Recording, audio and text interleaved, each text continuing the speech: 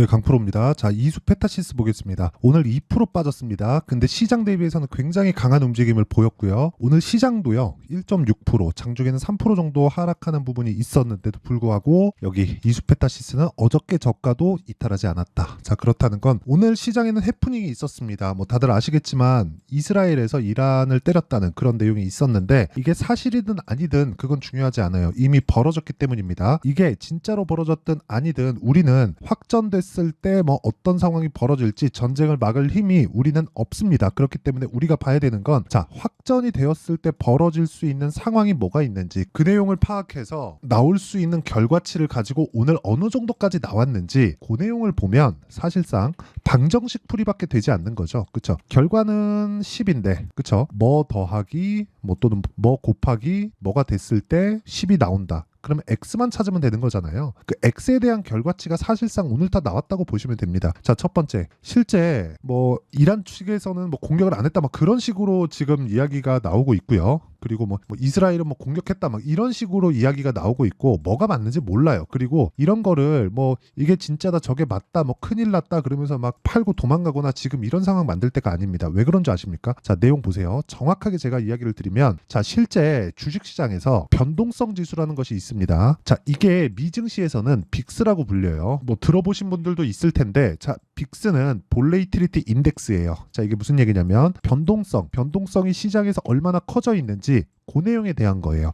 변동성이 커질 때, 즉 많이 막 내려가거나 급격한 하락을 했을 때 이럴 때는 변동성 지수가 굉장히 큰 폭으로 올라갑니다. 근데 실제 오늘 변동성 지수의 고가는 장중 30%까지 올라갔습니다. 그리고 아까 전에 말씀드렸었던 빅스 지수에 대한 부분도 지금 장중에 보잖아요. 어느 정도까지 상승폭을 키웠느냐 내용 한번 보시면 지금 미증시가 열리는 시간이 아닌데 선물 시장은 계속해서 돌거든요. 여기 이 내용 보시면 지금은 한 4% 정도로 상승폭이 줄었습니다. 근데 장중에는 그쵸 19.5포인트까지 큰 폭으로 상승하는 그런 상황이 발생했다. 이게 대략 한 15% 정도가 나옵니다. 자, 그만큼 한국 시장 장중의 변동폭은 상당히 컸다는 게 되고요. 그리고 전쟁, 즉 확전이 되었을 때의 상황이 오늘 상당 부분 발생을 했다는 겁니다. 그리고 만약에 확전이 되었을 때 정말 문제가 될 것 같다 하는 유가에 대한 부분을 보면 시장에서 어떻게 반영하는지 명확하게 알 수 있어요. 자, 내용 보시면요. 유가가 지금 변동폭을 보면 실제 83달러, 전일 대비 1.2%까지 상승하는 구간.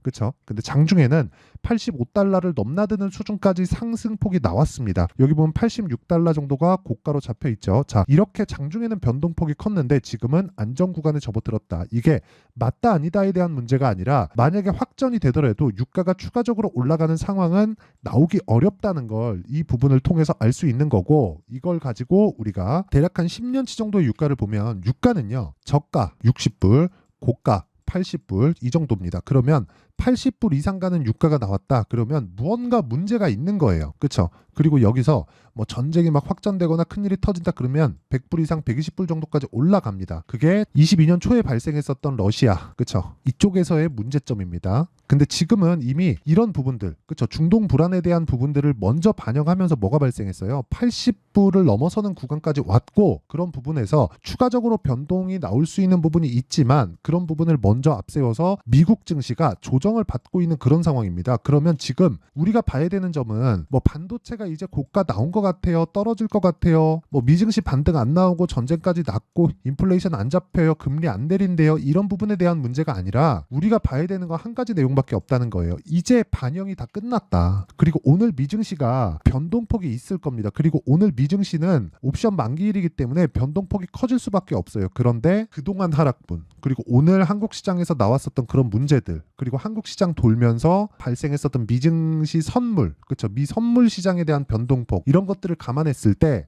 한국 시장은 오늘 저가를 찍은 게 맞고요. 장중 투매로 저가를 찍은 게 맞고 미증시 같은 경우에도 오늘 정도에서는 저가 확보가 되고 다음 주에는 반등 구간에 있다. 만약에 그런 부분이 없었다면 반도체 종목들이 장 후반에 이렇게 반등을 하는 상황을 만들지 못했을 겁니다. 그런데 내가 고가에 잡아서 46,000원에 잡아서 지금 38,000원까지 내려왔다면 짜증나는 거 맞죠? 정말 짜증날 겁니다. 그런데 자, 이걸 보셔야 돼요. 주식 시장에서 가격이 먼저 반영한다고 제가 누차 이야기를 드렸는데 2만 원부터 46,000원까지 다시 반등이 나왔습니다. 근데 이 2만 원도 기간을 늘려서 보잖아요. 저가는 그쵸 10,000원 이하입니다. 시세가 시작되는 AI 반도체가 뭐 수요가 폭발한다는 내용이 첫 번째 발표됐을 때는 이수 페타시스의 주가는 대략 5,000원대였습니다. 그러면 작년 한 해에 그쵸 6개월 정도 동안 거의 한 8배 이상의 시세를 냈고 그런 부분에 대한 가격 부분에 대한 해소 그쵸 가격 부담에 대한 해소를 50% 정도 조정을 받으면서 이미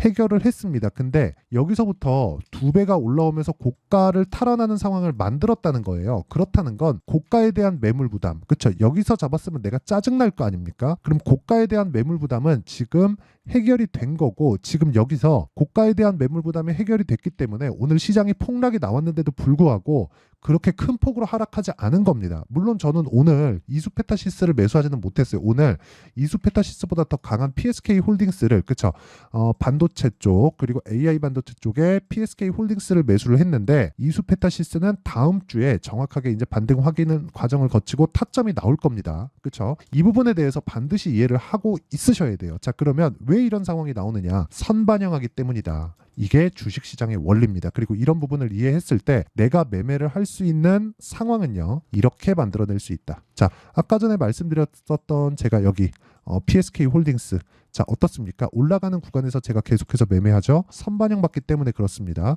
그리고 또 올라가니까 또 매수하죠. 선반영 받기 때문에 그렇습니다. 오늘 더 올라가고 시장 폭락하는데도 오늘 또 매수하죠. 선반영 구간을 가격이 먼저 반영하기 때문에 그렇습니다. 자 완성된 매매를 보잖아요. 매도까지 완료된 거 그러면 자람 테크놀로지 뭐 이런 종목들이에요. 여기서 몇 프로? 75%. 굳이 반도체뿐만 아니라 에브리봇이나 그런 종목들 보더라도 어떻습니까? 올라가는 구간에서 47% 이런 정도의 수익이 나온다. 이런 상황을 계속해서 만들어 가야 돼요. 저라고 손절 안 하는 거 아닙니다. 손절하는 종목들 있죠. 그런데 그건 기간에 대한 손절이 필요한 거지 내가 막 엄청나게 많이 내려요. 그런 상황은 사실상 크게 뭐 자주 벌어지는 일도 아니고 어쩔 수 없이 매도해야 되는 상황을 만들면 됩니다. 근데 이런 부분이 상당히 어려울 거예요. 그래서 매매하는 과정에서 내가 매수부터 매도까지 그렇죠. 특히나 손절하는 부분이 굉장히 어렵다 하시는 분들은요. 제가 10억 만들기 프로젝트를 진행하고 있는 여기 소통방에서 진행하고 있고요. 자, 오늘 여기 보면 시장감에서 8시 49분 이구산업 있죠? 어떻습니까? 이구산업. 자, 정확하게 오늘 시장이 폭락하는 과정에서도 12% 정도의 강세를 보였다는 점. 그리고 오늘 같은 경우에 뭐 흥구석유나 뭐 이런 종목들 있죠? 어때요? 오늘도 폭등이 나왔지만 그냥 오늘 매도하고 나오는 그런 날입니다. 이미 저는 10% 정도의 수익을 만들어냈어요. 그리고 이런 부분을 소통방에서 다 공유를 하고 있다. 자, 긴 말 드리지 않겠습니다. 매매하는 과정에서 내가 너무 어려우면 소통방 들어와서 10억 만들기 프로젝트 참가하고요. 구독과 좋아요 눌러주시면 입장 가능합니다. 그래서 상단에 있는 전화번호로 구독, 10억, 소통 자, 이 세 가지 중에 한 가지 문자 보내주시면 제가 소통방 입장 링크를 순차적으로 보내드리도록 하겠고요. 그리고 이 내용은 채널 성장을 위해서 하는 거니까 구독과 좋아요 꼭 눌러주시면 됩니다. 그러면 제가 어떤 타점을 공략하는지까지 다 공개를 했는데 다시 한번 말씀드리겠습니다. 이수페타시스를 제가 왜 보느냐? 고가를 다시 넘었기 때문이다. 그럼 고가 넘었으면 조정이 왜 나오느냐? 매물을 소화해야 되기 때문에 그렇다. 그렇죠? 작년에 만들어 놨었던 이 고가 부분에 대한 매물. 그렇죠? 내가 여기 물렸으면 얼마나 짜증나겠습니까? 당연히 올라오면 팔고 싶죠. 그런 매물을 소화해야 되는 작업이 필요하다. 그러기 위해서는 그렇죠? 추가적으로 좋아질 수 있는 상황이 발생해야 되는데 그 상황은 뒤에 가서 나와 봐야 알긴 하지만 나와 보기 전에도 알 수 있는 부분은 가격이 먼저 반영했다는 점 그리고 이런 부분을 토대로 우리가 확인해서 뭐 판단하고 매매해야 되는 그 기본적인 구조는 선반영한다는 구조에 있다는 점 그 안에서 우리가 타점을 잡아야 된다는 점 이 부분이 가장 중요합니다. 그리고 이 내용을 완벽하게 이해해서 적용시키는 게 아까 전에 말씀드렸죠. 제가 여기 소통방에서 실시간 타점을 실제 공개하고 있으니까 구독과 좋아요 2개 눌러주시고 상단에 있는 전화번호로 구독, 10억, 소통 그렇죠. 이 세 가지 중에 하나 문자 보내주시면 되고요. 그리고 어떤 식으로 가격을 형성하고 내가 타점을 잡을지 그 원리에 대한 부분을요. 여기 이수페타시스의 가격과 단기 보유 전략으로 제가 내용 준비를 해놨고요. 시장이 너무 안 좋아서 여기 이수페타시스의 실시간 타점을 제가 문자로 공유를 해드리도록 할 테니까 구독과 좋아요 2개 눌러주시고요. 상단에 있는 전화번호로 이수. 자, 이수라고 문자 보내주시는 분들에 한해서만 제가 이수 페타시스의 실시간 타점 그리고 가격과 단기 보유 전략을 함께 공유를 해드리도록 하겠습니다. 자, 내용 정리 한번 하면 미래 가치를 반영하는 주식시장의 특성상 우리는 올라가는 종목을 매수할 수밖에 없다. 그래서 정확하게 저점을 포기해야 된다. 하지만 기간을 대폭 줄일 수 있다. 확인해서 매매를 했을 때, 즉 올라가는 종목은 돈이 들어오고 있다는 거고 돈이 들어오고 있는 종목들을 매수해야 우리가 꾸준하게 수익 실현을 해 나갈 수 있는 상황을 만들 수 있다. 그러면 이런 부분을 다 이해했을 때 어느 정도 결과가 나오고 분류를 어떻게 해야 되는지 그 내용을 제가 다 이해시켜 드리도록 할 테니까 영상 끝까지 시청하시고요. 모든 분들이 성공 투자하셨으면 참 좋겠습니다. 자, 24년도가 돼도 여전히 시장은 녹록지 못합니다. 이런 상황이 벌어지는 건 어쩔 수 없습니다. 이런 상황에서도 수익이 나는 종목들의 구조는 변하지 않습니다. 즉 대시세 종목에 대한 구조는 변하지 않는다는 거고, 실제 제가 소통방에서 지속적으로 이야기를 드리고 있는 내용도 대시세 종목이나 시장 주도주를 공략하는 건 철저하게 가격 분석을 하라고 이야기를 드리고, 가격 분석 이후에는 이슈에 대한 파악, 그리고 이슈를 파악하고 나서는 다시 내가 얼마에 매수할지 그 타점에 대한 부분을 지속적으로 언급을 하고 있습니다. 자, 근데 생각해 보세요. 1월 달에 시장이 굉장히 어려웠습니다. 어려운 상황에서의 어떤 종목들이 강했냐 보면 반도체와 그리고 바이오입니다. 자, 실제 여기 보면요.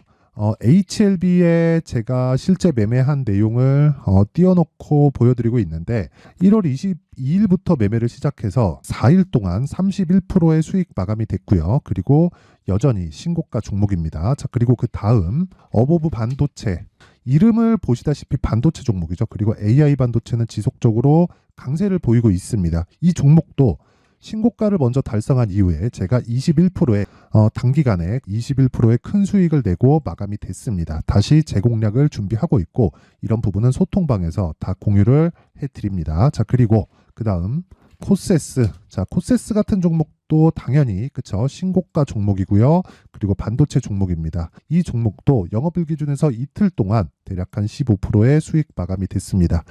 내용을 한번 보시면 어떻습니까? HLB를 포함해서 뭐 30%, 20%, 뭐 15% 이런 식의 수익이 지속적으로 발생하고 있는데, 이 세 종목 모두 다 신고가 종목이고 1월 달에 시장이 약세를 보이고 있는 구간에서도 강했었던 그런 종목입니다. 특징점이 하나 있는데 그 이슈에 앞서서 가격이 먼저 반영했다는 거죠. 자, 근데 그게 기업 밸류업 프로그램이라고 하죠. 그 종목들도 마찬가지입니다. 오늘은 그 부분에 대해서 이야기를 드릴 텐데, 그렇게 제가 가격을 먼저 보고 이슈에 대해서 파악하는 이유는 결과적으로는 큰 시세를 먹기 위한 사전 준비 작업입니다. 실제로 큰 시세를 먹기 위해서 사전 준비 작업을 했을 때 여기 레인보우 로보틱스 127%, 그리고 ISC 98%, 그리고 한미반도체 97%의 큰 수익을 내는 상황을 만들 수 있습니다. 어떤 식으로 소통방에서 진행됐는지, 그쵸? 그 상황을 제가 이야기를 드린 건데, 이런 상황도요, 당연히 신고가를 공략했을 때 가능한 겁니다.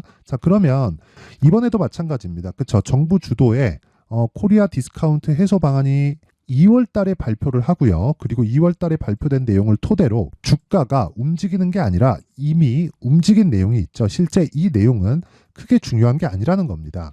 실제 움직인 내용을 보면, 자, 기아차입니다. 실제로 12월 달에 신고가를 만들어 놓고 정부에서 입김을 불어 넣으니까 순식간에 기아차를 포함해서 현대차 같은 거대 기업들의 주가가 2주도 채 되지 않아서 40% 정도의 큰 시세를 냅니다. 자, 그러면 우리는 어떤 종목을 봐야 될까요? 이슈를 파악해야 되는 것도 맞지만 철저하게 가격에 맞춰서 매매를 해야 되는 게 당연히 중요합니다. 정부가 주도하는 정책 방향이 있겠죠. 그 방향에 맞춰서 우리가 종목을 찾을 필요가 있다. 자, 그럼 답이 나왔습니다. 정부가 주도하는 방향에 맞춰서 제2의 기아차를 찾는 게 지금은 중요하다. 근데 정부 정책의 방향에 맞게 가자.